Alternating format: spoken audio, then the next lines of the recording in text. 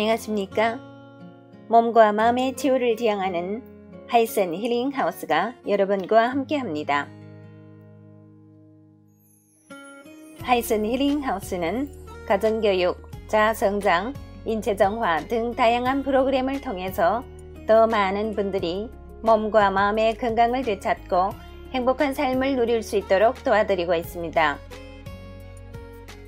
매달 심리건강, 신체건강, 자아개발 등 관련의 책들을 공유하고 있습니다. 이번 달 읽어드리는 책은 대한발효해독학회 고문이시며 인체정화 프로그램의 장시인인 김세현 선생이 지으신 5%는 의사가 고치고 95%는 내 몸이 고친다 입니다. 인체정화 건강혁명, 스스로 고치는 몸 이야기. 약 먹고 병원 다니는 것을 당연하게 생각하지 마라. 비만과 고혈압, 당뇨, 암으로부터 벗어나려면 몸부터 정화하라. 내 몸은 스스로 회복한다. 비우고 새로 채우는 인체정화 프로그램. 오늘 나누게 되는 내용은 챕터 1 의학이 발달하는데 아픈 사람은 왜 늘어날까 중에 9번째 부분이 되겠습니다. 마음의 독, 스트레스. 열받아. 애들이고 어른이고 할 것 없이 수시로 입에 올리는 말이다. 과거에는 유행처럼 스트레스 받는다는 말을 많이 썼는데 요새는 열받는다는 말을 더 흔하게 쓴다. 우리말이 외래어로 변질되어 있어 골치 가운데 이 경우만큼은 도로 우리 것을 찾아가는 것 같다. 스트레스의 어원을 살펴보면 라틴어인 수칭어리다. 즉, 스트레스란 인체가 갖는 긴장감을 말한다. 개 중에는 좋은 스트레스도 있어 삶에 강한 동기를 부여하기도 하지만 일반적으로 스트레스는 부정적인 이미지를 지니고 있다. 외부에서 스트레스가 가해질 경우 인체는 이에 대해 스스로 적응 노력을 기울이는데 그 도가 지나칠 경우 자율신경계가 교란된다.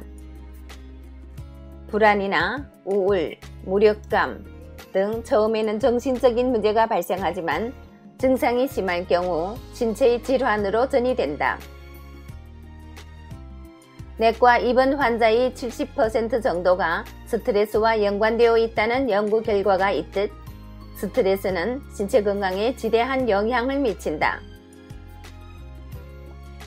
장기간 스트레스를 받으면 자율 시스템에 교란이 오고 면역 기능이 떨어져 질환에 걸리기 쉬운 상태가 된다.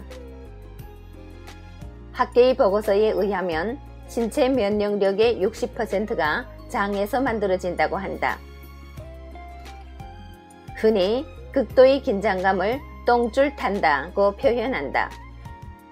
혹은 애간장이 탄다고도 한다. 애간장이 탄다는 것은 간과 장이 상할 만큼 스트레스가 극심하다는 뜻이다.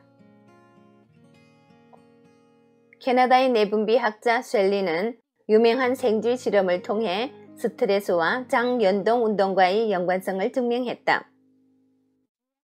생쥐에게 먹이를 준 후 전기 자극을 주었더니 위장이 즉각 움직임을 멈추더라는 것이다.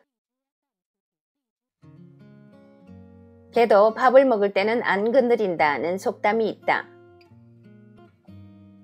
개도 밥 먹을 때 스트레스를 주면 소화불량에 걸린다는 말일 것이다. 스트레스로 인한 자율신경계의 습관적인 교란은 과민성 대장 증상으로 발전하기도 한다. 식사 후 복통을 느끼거나 복부 백만감, 설사 등의 문제가 일어나면 과민성 대장 증상을 의심해야 한다. 과민성 대장 증상처럼 스트레스로 인한 장의 문제는 장의 문제만으로 그치지 않고 순환계 문제로 이어진다는데 사태의 심각성이 있다. 과민성 대장 증상에 걸릴 경우 가장 먼저 타격을 입는 곳이 혈액이다. 원래 혈액을 비롯한 체액은 약 알칼리성을 띠고 있어야 정상이다. 하지만 장으로부터 영양 공급을 받지 못한 혈액은 금세 산성이 된다.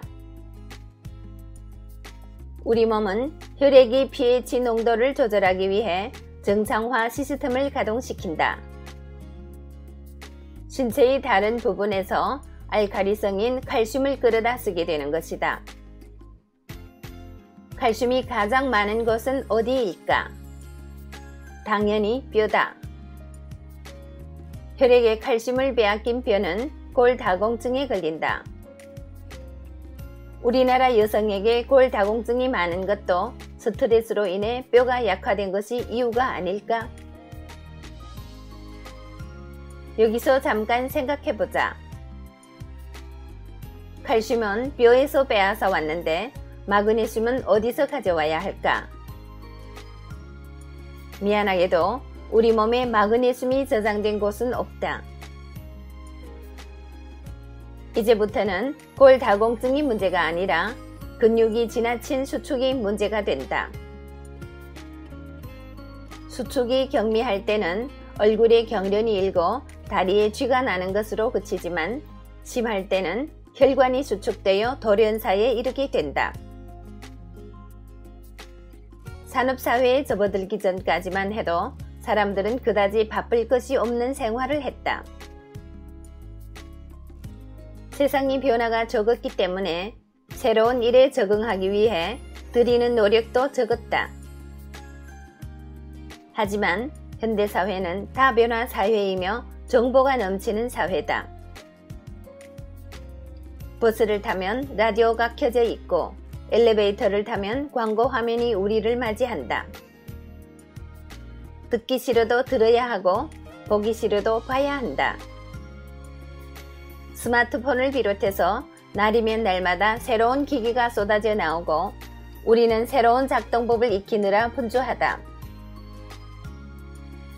그야말로 현대인의 몸은 온갖 긴장 요인에 의하여 팽팽한 줄처럼 당겨져 있는 것이다.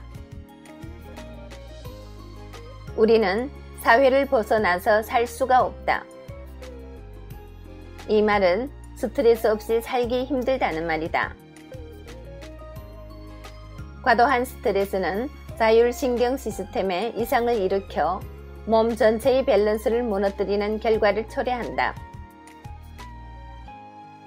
흔히 의사들은 병의 원인이 분명하지 않을 때 신경성이다, 진민성이다 라고 이야기한다. 이 말은 단순히 육체에는 문제가 없다는 뜻이 아니라 마음의 병이 몸의 병으로 전도되었음을 뜻한다. 건강하게 살기 위해서는 마음을 느긋하게 갖고 세상을 이해하는 마음이 필요하다. 미네랄과 효소가 고루 포함된 식품을 섭취하고 물을 많이 마셔 피로물질을 씻어내야 하며 몸을 따뜻하게 해서 피가 잘 돌게 해야 할 것이다.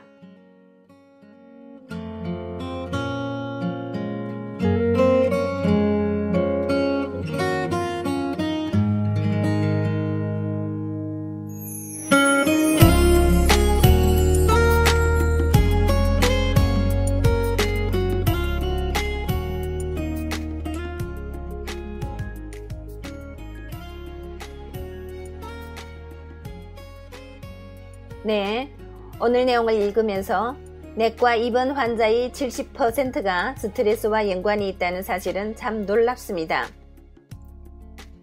사실 지금 저희 인체정화 프로그램을 체험하고 있는 사례자분 가운데도 체중은 저체중이고 혈액검사에도 아무것도 나오지 않지만 혈압이 아주 높은 분이 계십니다.